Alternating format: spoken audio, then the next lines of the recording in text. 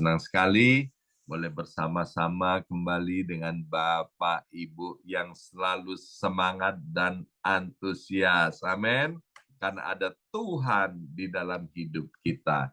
Mari kita buka Alkitab kita dari kitab Ulangan pasal 31 ayat yang ke-6.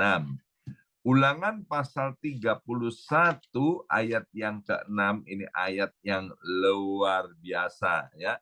Nanti Bapak Ibu silakan hafalkan ayat ini untuk menjadi pegangan dan pedoman dalam hidup kita. Demikian bunyi firman Tuhan, kuatkan dan teguhkanlah hatimu. Ya, ini kalimat pertamanya udah keren banget dari Ulangan 31 ayat 6 ini. Kuatkan dan teguhkanlah hatimu. Janganlah takut dan jangan gemetar karena mereka. Sebab Tuhan Allahmu, dialah yang berjalan menyertai engkau. Ia tidak akan membiarkan engkau dan tidak akan meninggalkan engkau. Ya, luar biasa Bapak Ibu sekalian. Ayat ini diberikan kepada bangsa Israel pada saat mereka akan memasuki tanah Kanaan atau tanah perjanjian ya.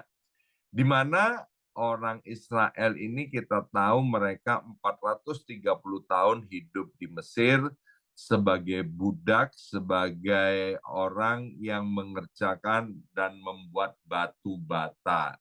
Dan kemudian mereka berjalan di padang gurun selama 40 tahun dan saatnya mereka akan masuk ke negeri asing yang mana mereka tidak pernah tahu apa yang ada di dalamnya.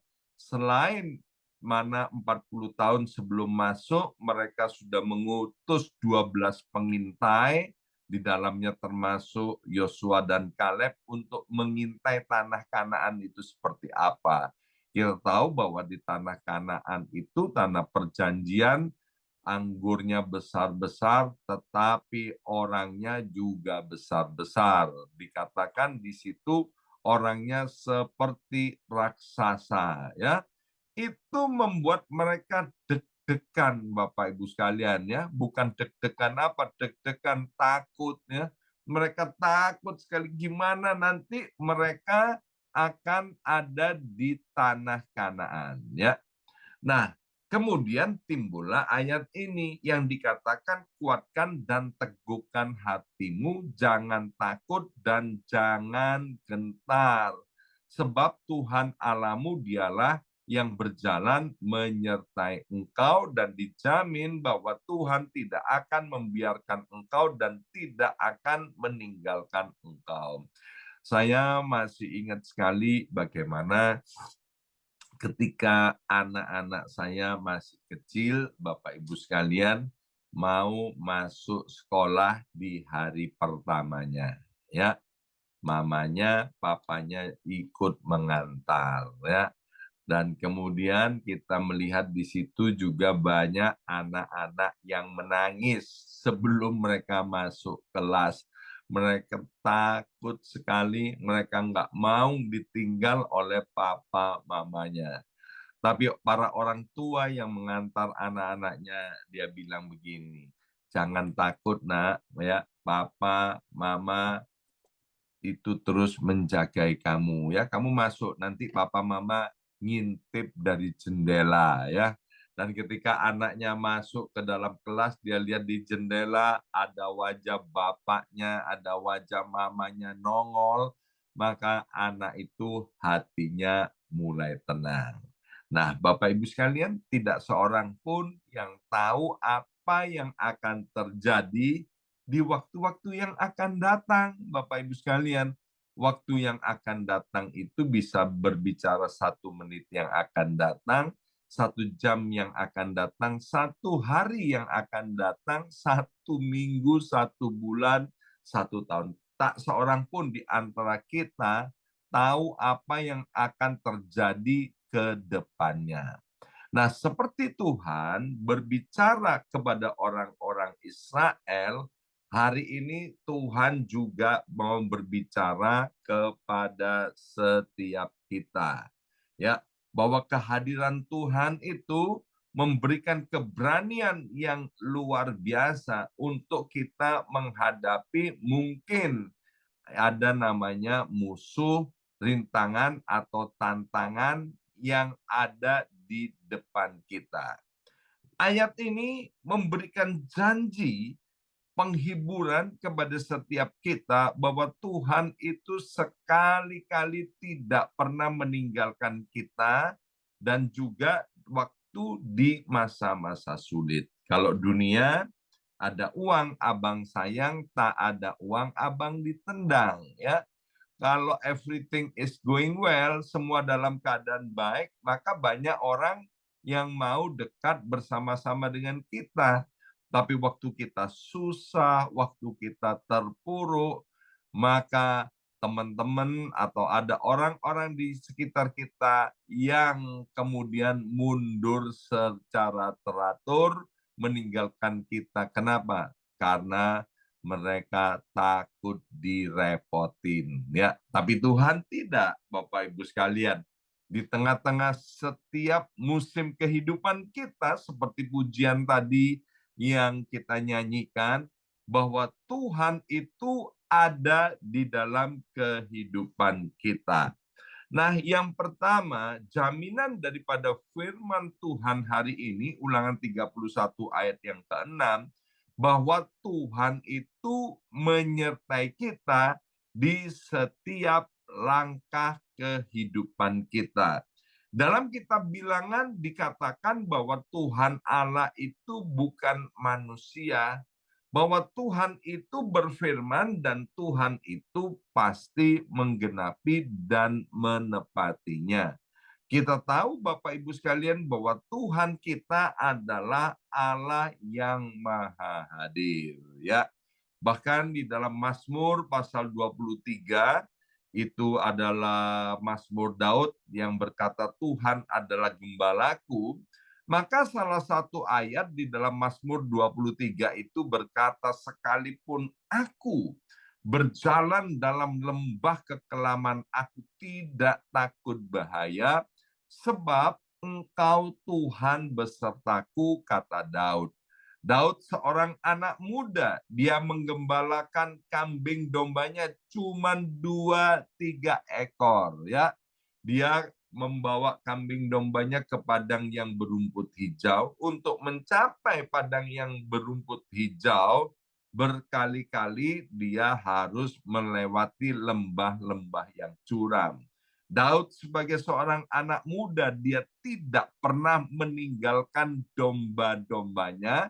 Lebih-lebih Tuhan kita, Allah yang maha baik, yang sudah memanggil dan memilih kita menjadi umat dan milik kepunyaannya. Dia nggak akan pernah meninggalkan kita, apalagi ketika kita ada di dalam lembah-lembah kekelaman.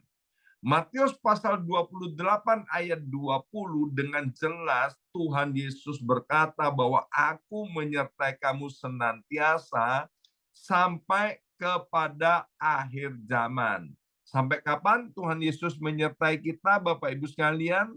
Tuhan Yesus ya menyertai kita sampai kepada akhir zaman.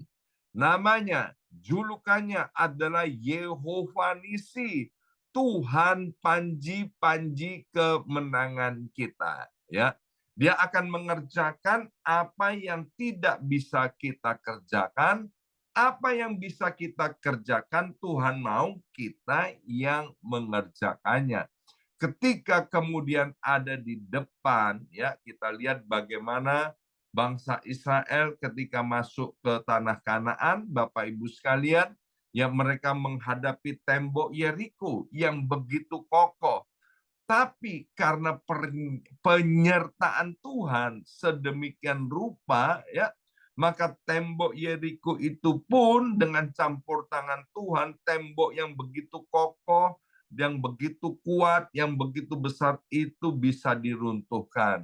Dan kemudian orang-orang yang tinggal di dalam Yeriko itu pun bisa dikalahkan dan ditaklukkan. Jadi yang pertama, Tuhan menyertai kita di setiap langkah kaki kita. Mulai hari pertama, di dalam minggu ini Bapak Ibu sekalian. Yang kedua, Tuhan mau berbicara melalui kitab Ulangan ini bahwa setiap kita harus menguatkan dan meneguhkan hati kita masing-masing. Ya, coba lihat ayat itu lagi. Ulangan 31 ayat yang ke-6. Kuatkan dan teguhkanlah hatimu.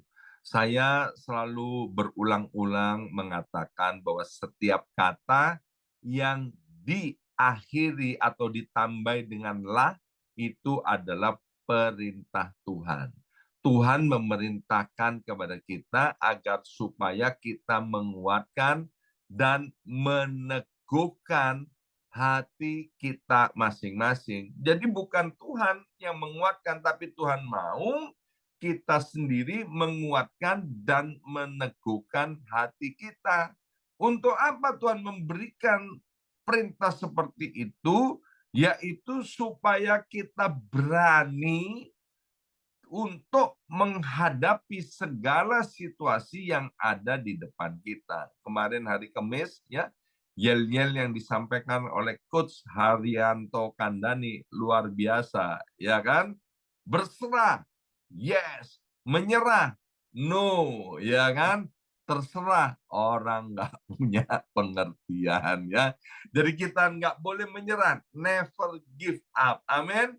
Caranya kita harus menguatkan dan meneguhkan hati kita. Yesaya 41 ayat 10, ini adalah ayat favorit saya. Ketika saya kemudian mulai merasa takut, maka ayat ini berbicara dengan kuat kembali. Janganlah takut, sebab aku menyertai engkau. Janganlah bimbang, sebab aku ini Allahmu. Ya, jadi sebelum memasuki tanah perjanjian, Yosua itu dia kan pengganti daripada Musa, yang mana Musa kemudian Tuhan tidak izinkan untuk masuk tanah Kanaan. Musa masih amat sangat muda, Bapak Ibu sekalian. Tetapi di dalam kitab Yosua pasal yang pertama, 3 kali Bapak Ibu sekalian, ayat yang ke-6, ayat 7, dan ayat yang ke-9, ya, Tuhan bicara kepada Yosua seperti ini. Bukankah telah kuperintahkan kepadamu, kuatkan dan teguhkanlah hatimu. Jangan kecut dan jangan tawar hati, sebab Tuhan Allahmu menyertai engkau kemanapun engkau pergi. Ya, tidak ada satupun yang tersembunyi di dalam hati kita. Ya, oh, Yosua itu takut, Bapak Ibu sekalian, waktu mau masuk ke tanah Kanaan, karena dia udah lihat dengan mata kepala sendiri. Orang-orang di Kanaan itu raksasanya besar-besar, ya. Demikian juga Bapak Ibu sekalian, mungkin kita sudah membaca banyak ramalan, kita sudah mendengar apa yang sedang terjadi dan apa yang akan terjadi di hari-hari depan. Bapak Ibu, kita ini sekarang sedang ada di dalam masa krisis yang permanen. Bersama saya ucapkan krisis yang permanen. 2, 3, krisis yang permanen. Artinya apa? Krisis ini nggak akan hilang, nggak akan pergi, Bapak Ibu sekalian. Tapi jangan takut, sebab Tuhan kita adalah Tuhan di atas segala krisis. Ya, sebesar apapun, sedahsyat apapun yang namanya krisis, kalau Tuhan itu ada di pihak kita, Tuhan itu beserta kita, Bapak Ibu sekalian, maka semuanya itu akan menjadi kecil. Pada waktu itu Yosua 40 tahun sebelum masuk tanah Kanaan, dengan penuh iman dia bilang begini, bahwa orang-orang raksasa itu seperti belalang, kita akan telan habis. Tapi waktu mendekati, semakin dekat untuk masuk ke tanah Kanaan, gentar juga yang namanya hati ini. Maka itu Tuhan kemudian berkata kepada Yosua, Tuhan yang sama juga berkata kepada kita, kuatkan dan teguhkan hati kita, ya. Dan yang ketiga, Bapak Ibu sekalian, melalui Ulangan 31 ayat yang ke-6, Tuhan mau berbicara kepada kita, jangan pernah takut terhadap ancaman, ya.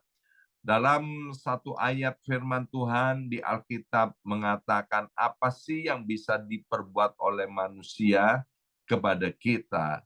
Bahkan di dalam Roma pasal 8 ayat 31 dikatakan, jika Allah di pihak kita, siapakah yang akan melawan kita? Sekali lagi, Roma pasal 8 ayat 31, jika Allah di pihak kita, siapakah yang akan melawan kita?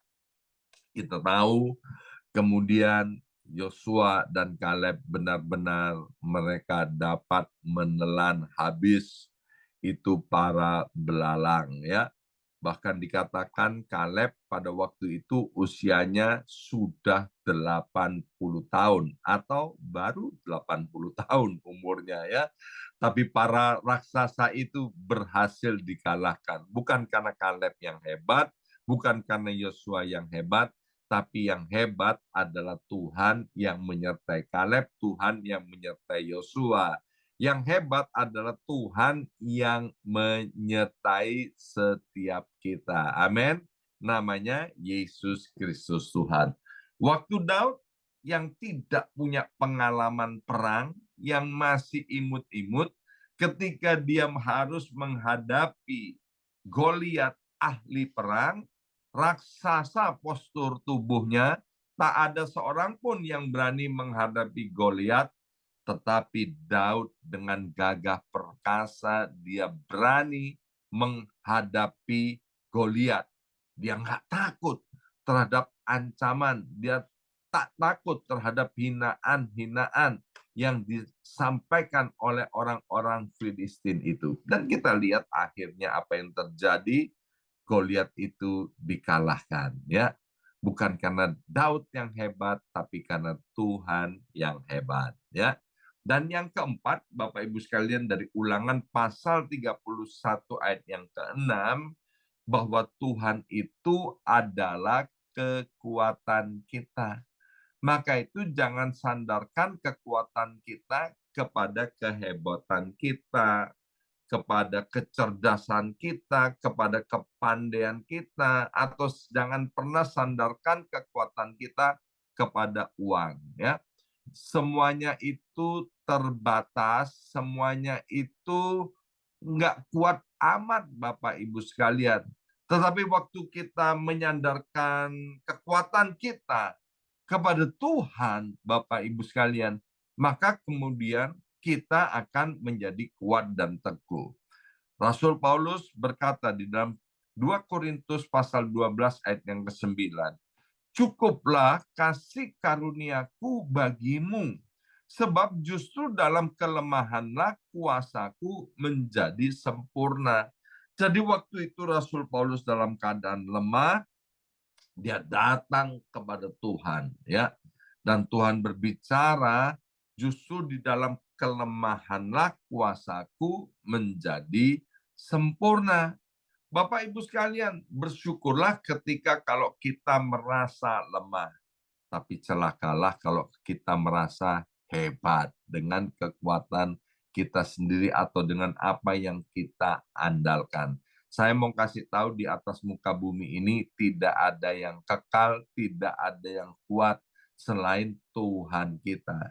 Kita tahu ada perusahaan-perusahaan yang besar, yang hebat, rasa-rasanya nggak bisa bangkrut, tapi berakhir dengan kebangkrutan. Kita tahu bagaimana krisis yang pernah terjadi tahun 1998, tahun 2008, itu krisis-krisis yang hebat, ya. Nah, Bapak Ibu sekalian, Tuhan itu adalah kekuatanku, dan bagian yang terakhir dari Ulangan 31 ayat yang ke-6, Tuhan itu tidak akan pernah meninggalkan kita. Yang ada adalah kita yang meninggalkan, yang mengabaikan Tuhan. Tuhan itu adalah setia. Ibrani 13 ayat yang kelima. Ibrani 13 ayat yang kelima. Aku sekali-kali tidak akan membiarkan engkau, dan aku sekali-kali tidak akan meninggalkan engkau. Bapak Ibu sekalian, biarlah melalui kebenaran firman Tuhan, mari kita lewati setiap momen dalam kehidupan ini bersama-sama dengan Tuhan. Dan kita akan melihat setiap langkah-langkah hidup kita akan terjadi yang namanya mujizat demi mujizat. Kita butuh mujizat apa? Tentang surat-surat imigrasi, dengan mata kepala sendiri saya sudah melihatnya, Bapak Ibu sekalian. Ketika tidak ada jalan, maka Tuhan membuat jalan. Orang-orang yang membutuhkan surat-surat imigrasi yang sah, Tuhan berikan. Saya sudah menjadi saksi mata bagaimana ketika orang-orang punya pergumulan tentang keluarga dan rumah tangganya yang kacau balau, yang nggak mungkin rasa-rasanya bisa dipulihkan. Tetapi Tuhan menyertai, Tuhan memulihkan. Ada orang-orang yang mengalami masalah tentang keuangan dan ekonominya. Dia adalah Yehova Jireh. Tuhan berkehendak bahwa setiap kita, anak-anaknya, mengalami hidup, dan hidup itu di dalam segala kelimpahan. Percayalah akan penyertaan dan kehadiran Tuhan. Tak ada seorang pun di antara kita yang boleh gentar. Sebab apa? Tuhan bersama dengan kita untuk selama-lamanya. Amin. Mari kita berdoa. Materaikan siap benih kebenaran firman Tuhan ini, ya Aba ya Bapa.